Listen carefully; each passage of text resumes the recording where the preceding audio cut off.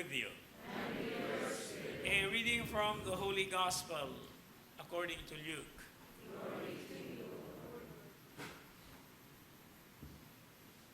Jesus said to the Pharisees, "There was a rich man who dressed in purple garments and fine linen, and dined sumptuously each day. And lying at his door was a poor man named Lazarus, covered with sores, who would gladly have eaten his fill of the scraps that fell from the rich man's table. Dogs even used to come and lick his sores. When the poor man died, he was carried away by angels to the bosom of Abraham. The rich man also died and was buried, and from the netherworld where he was in torment, he raised his eyes and saw Abraham far off and Lazarus at his side. And he cried out, 'Father Abraham, have pity on me. Send Lazarus to dip the tip of his finger in water and cool my tongue, for I am suffering torment in these flames.' Abraham replied, 'My child, remember that you received what was good during your lifetime, while Lazarus likewise received what was bad.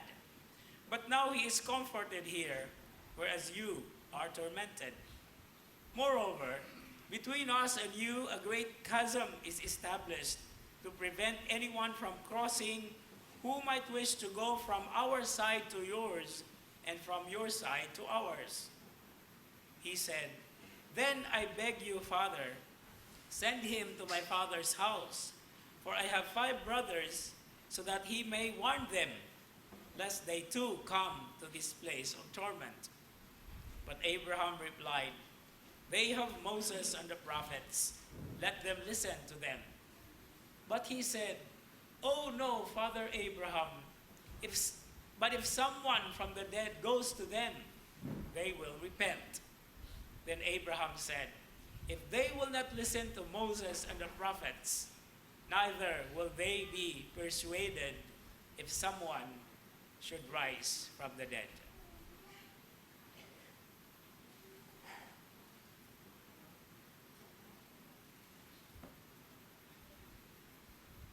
The Gospel of the Lord. Praise to you, Lord Jesus Christ. Ulahang Domingo kanatong tanan. Today's Gospel reading is only unique and can only be found in St. Luke's Gospel.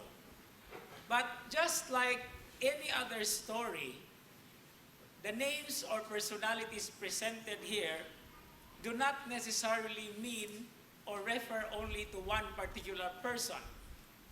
For example, Abraham. Yes, we know Abraham from the book of Genesis.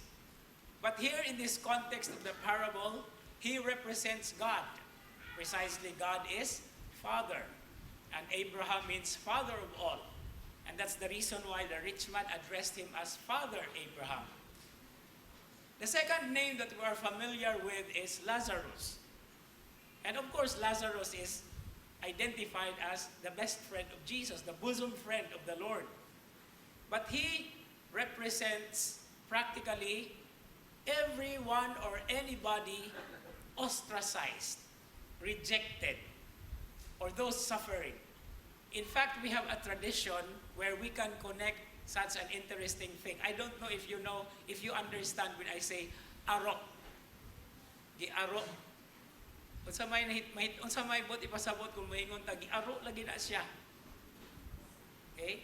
We're talking about leprosy or sanla. No? Nganong gitawag man nag-aro? Because it is connected to the name Lazaro. And then in this gospel reading today, he is presented with sores. And Leviticus 13, 14, and 15 describes anybody who has that particular condition is considered a leper. But Jesus' friend Lazarus was not a leper.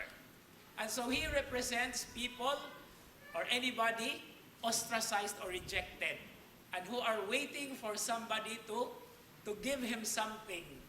No? Maayo pa gani ang mga iro kay makakaon pa sa iyahang samad, pero siya di gid siya kakaon.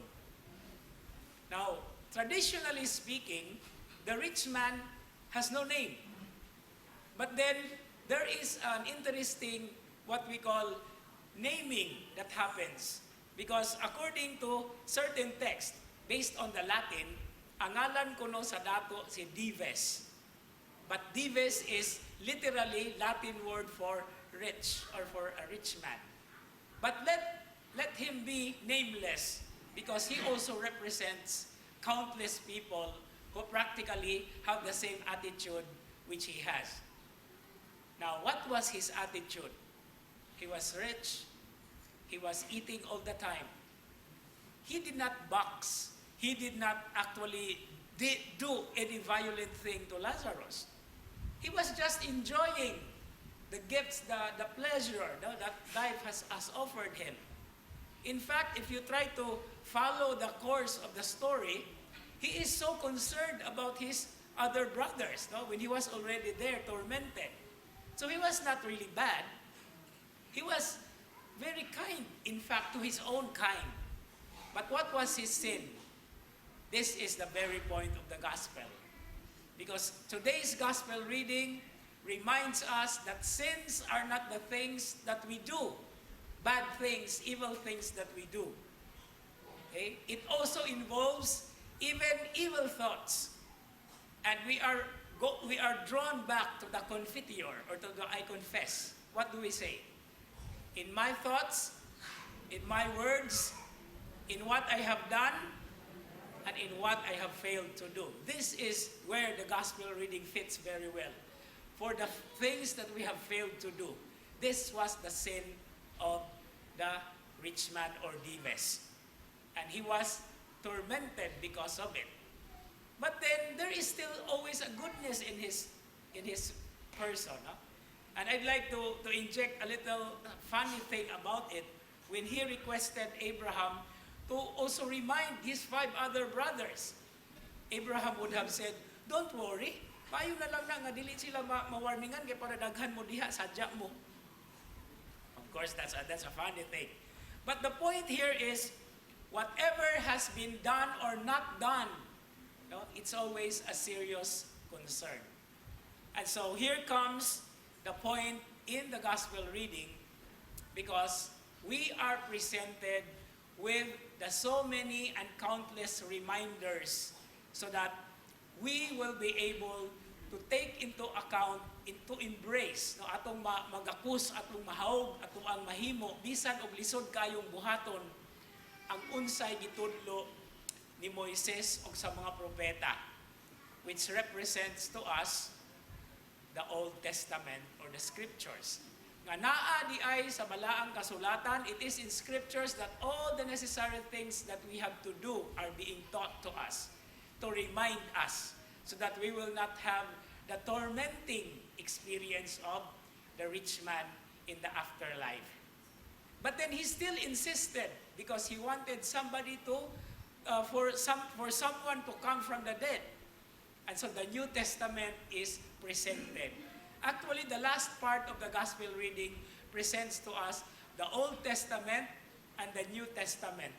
The Scriptures, the Bible, the source of teachings, so that we will be able to listen carefully and then to strive hard to do what we ought to do. And then, of course, what we call try to get away from all those necessarily evil things that also men are doing. Again, this is the beauty of the gospel reading today. And I repeat, it reminds us not only of the things that we do, but also of the failings of the things that we have to do. And we recall the confiteor. And I'd like you to say it with me as we try to embrace and let the message of today's gospel reading be very significant, not only for today, but for the rest of our lives. In my thoughts, in my words, in what I have done, and in what I have failed to do. So help us, God. Amen.